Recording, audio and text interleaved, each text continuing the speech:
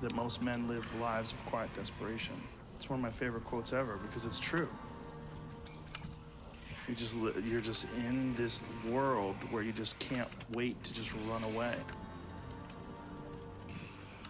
But I think one of the reasons why these people have this deep-seated anger and resentment is there's a bunch of people out there that have these lives that are deeply unsatisfying, because I think there are so many people that are working all day long doing something that is deeply unsatisfying and almost painful. Yeah, soul killing. Soul killing. They're stuck in traffic all day, and then they're stuck in a cubicle after that. They relish the time to take a in the bathroom and look at their phone. I mean, they literally do that. That's a highlight of someone's day. They get in traffic on the way home. They get home after that, they're watching television. And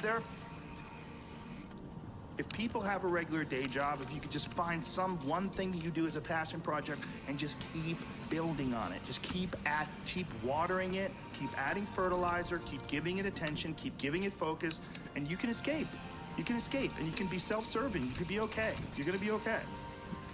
Making furniture feels good. If you make furniture for a living, and you feel a great satisfaction out of that, and you sell that furniture, look, man, if you can do that, you could cut those corners perfectly and sand everything down nice and stain it, and then it's done, and you get the satisfaction, and you sell it to someone, and that pays your bills. That is infinitely more satisfying than being stuck in some fucking cubicle working for someone that you don't want to work for, having to have these stupid fucking office meetings, talking to people in human resources, sitting down with your supervisor where they evaluate your job performance, and you're not really, you really need to be enthusiastic about this company. This company is your future. This company, you're like, kill me now. There's a lot of people out there that would way rather do something else, and I hope they understand that they can. And people that are trapped in bad situations, one of the problems is you feel like this is your future. You feel like you're fucked, and you can't get out of that. There's no hope. There's no light at the end of the tunnel. There's no rainbow. And if you feel like that, that alone can be incredibly defining and limiting. But if you look at yourself objectively and say, okay, I kind of am fucked here. I'm in credit card debt. I'm working in a shitty job. I don't like what I'm doing, but I have some ideas. I need to feed those fucking ideas. And I need to feed them and water them, and I need to set aside a certain amount of time every day to just try to make those things happen. You can do that. Everyone has a different personality. They have different interests, different things that they would be really satisfied pursuing. That's not encouraged. What's encouraged is go find a job. What's encouraged is go find some place that you can shove yourself into. Go find a square hole that you can stick your round peg and just jam it in there and shave down the top and the bottom so you slide in with all this extra space on the sides and feel like for the rest of your life, because you need a job, because you're in debt, because you have credit cards, because you have student loans, because that's what everybody does. And so you do it too. That's what's wrong. You have an apartment you have to pay for. You have a car you leased. You have a wife that you have to feed. You have a child you have to raise. You have your mortgage. You have your this. You have your that. And that's where it all comes from. Well, the opportunity takes place usually when you're young and you don't have any responsibility. That's when you have your options. Well, your options are severely limited the more you gather responsibilities.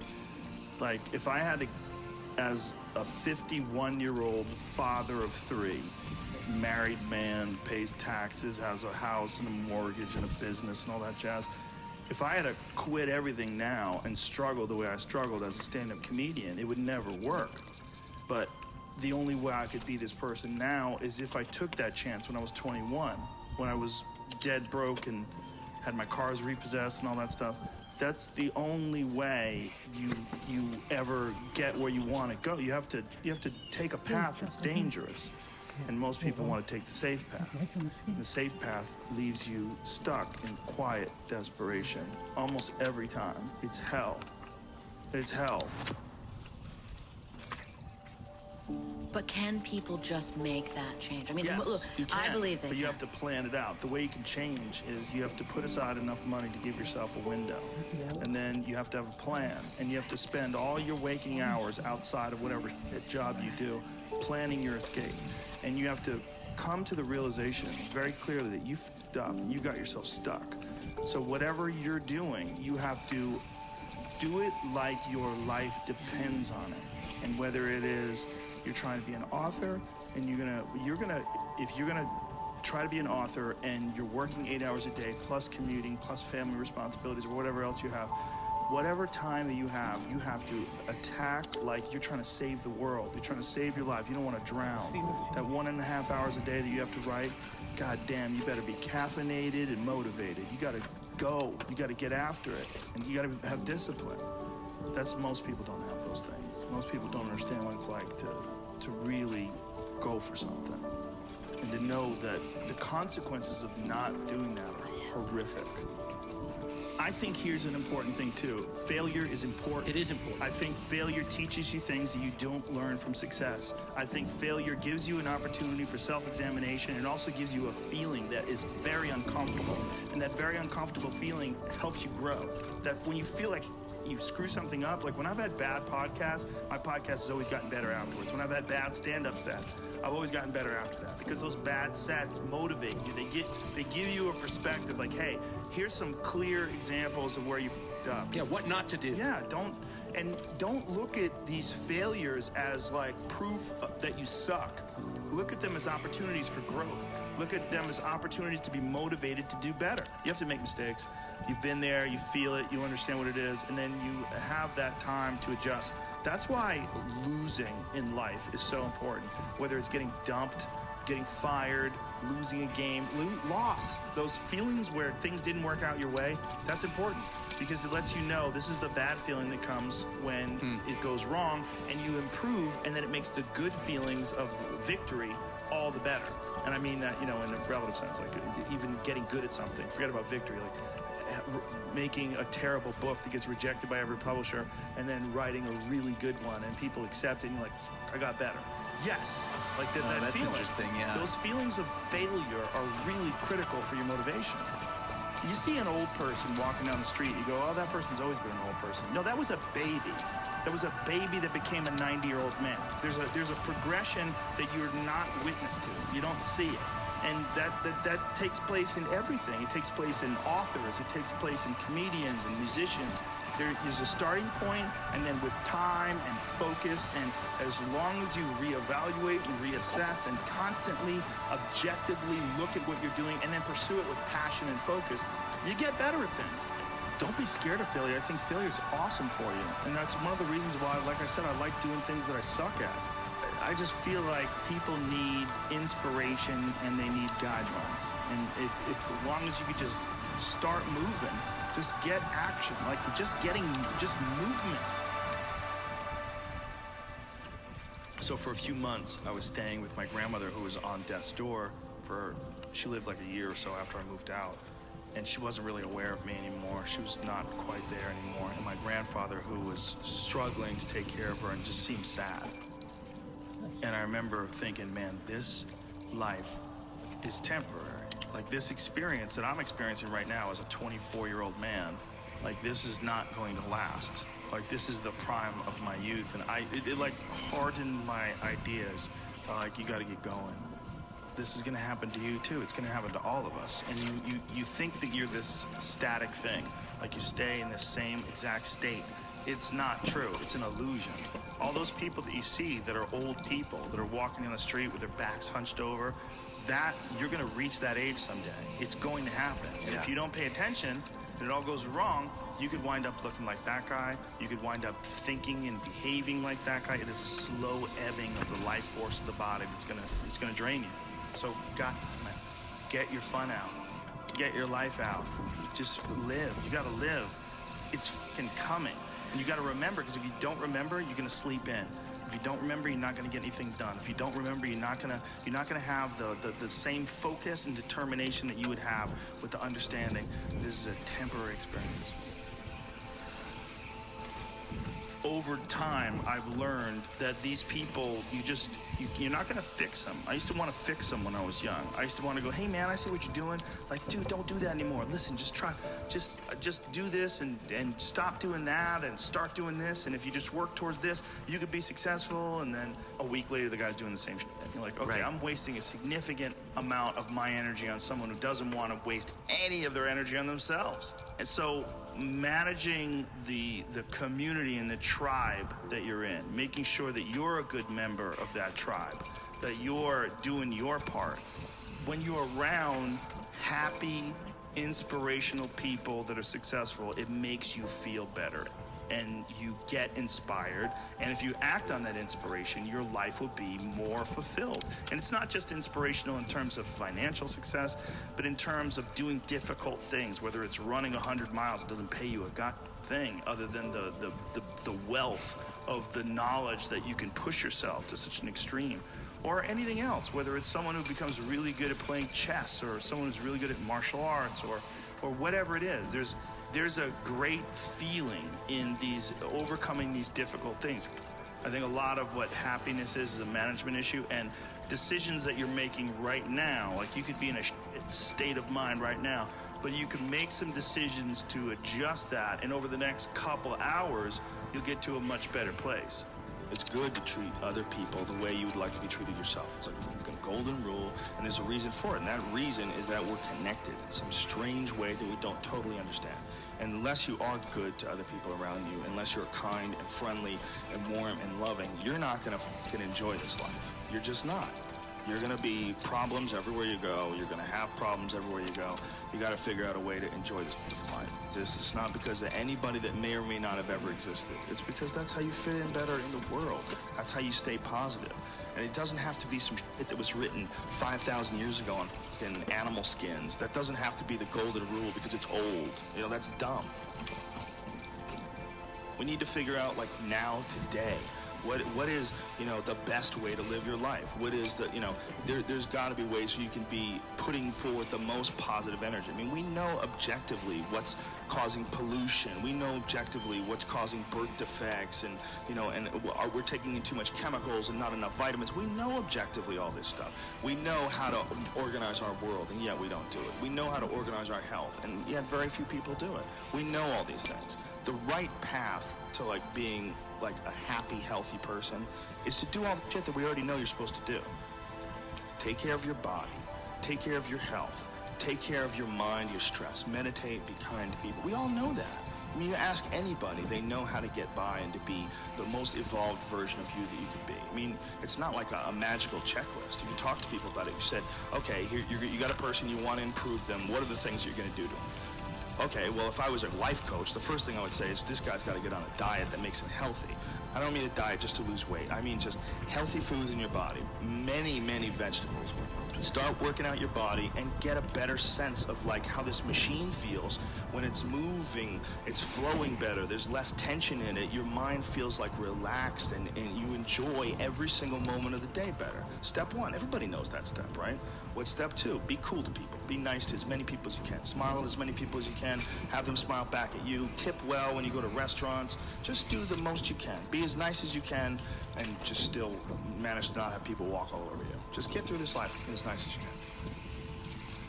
Do what you want to do with your life, right? Don't go be doing something you don't enjoy. Don't do something don't get locked into, you know, a car that you can't afford and doing something crazy because you need the money. Don't do that. Do what you want to do. Do what the fuck is it that you really want to do? Because if someone else is doing it, you can do it, you know? I mean, everybody makes their own path through this world, but a lot of people don't follow the path that they really feel pulled to. You know, just for whatever reason, they got negative programming. You know, when they were kids, someone told them they couldn't do it, or told them to take the shortcut, or take the shore route. That's a sad thing, man, when you talk to dudes, especially like talented dudes, and they don't follow up with what they want to do.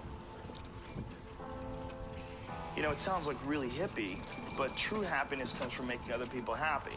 True happiness comes from being around happy people and enjoying each other's company. That's really hard for people to wrap their heads around because they always associate true happiness. No, true happiness is with, like, titles, you know, or, you know, numbers, or, you know, objects that you possess. You're not concerned about being nice to people. You're not concerned about having a positive impact on people. You're more concerned with making ones and zeros. But it really truly is how the human race interacts with each other. You really have to be nice to other people to be happy. You have to. If you're not, you won't be happy. And, you know, we all make mistakes, and we all find ourselves in positions of frustration, and we've all acted out and yelled at our dog when maybe we shouldn't have. And, you know, there's pressures in this life. But I think it's really important to recognize what those truly are, and to understand that at the end of it, we can alleviate a lot of how we deal with in this life if we really treated people the way we would treat them, as if they were ourselves living another life. And this includes the way you communicate with people, the friendships that you have, and making sure your friends know that you love them. They drive you, they change your opinions, they challenge you, they show compassion, you open up to each other. I mean, this is everything in this life, is community. One of the things that's true is how much people enjoy being around you. That makes your life more enjoyable, and people don't think of it that way. They oftentimes think, I want to be the one that's enjoying life, like especially selfish people. If people enjoy being around you, you'll enjoy everything more. The solo effort of going through life, a narcissistic perspective, one of the major problems with that is there's no one to share it with, because you're all out for yourself. Even if you get there, you're going to be filled with sadness and despair. It's not what you want. What you want is to be happy, right? Well, I know you think that you have to be all about yourself to be happy, but in fact, that is a way to ensure unhappiness regardless of success. What I'm saying is the way you are with your family and your friends and your loved ones and the people you communicate with, get better at that, because we need each other. Love is the most important thing, and that sounds so cliche, but without love, it's all useless. A lot of people say, oh, I just want to sort of, they're kind of dabbling in the idea of improving themselves. And the real way to do it is you got to write down what the fuck you want and then go after it. Because otherwise you live in sort of a wishy-washy world. If you decide, I'm going to get down to bang, I'm going to do this, I'm going to run a marathon in less than 5 hours, I'm going to, you know, whatever the fuck it is, you got to write that shit down and go for it. What I tell people is the best advice that I've ever heard, it's the best advice I ever came up with, is that live your life like you're the hero in your movie. And right now is when the fucking movie starts and your life is a shitbag disaster, like every fucking Arnold Schwarzenegger movie where he wakes up and makes a blender full of pizza and ice cream, and that's what you know what I mean? Yeah. Those guys where they're like on the brink, they put the gun in their mouth and they put it down because they see a photo of their daughter. Pretend that's you. Pretend you are, right now, you're in the part of the movie that starts and it shows you as a fucking loser. And just decide not to be a loser anymore.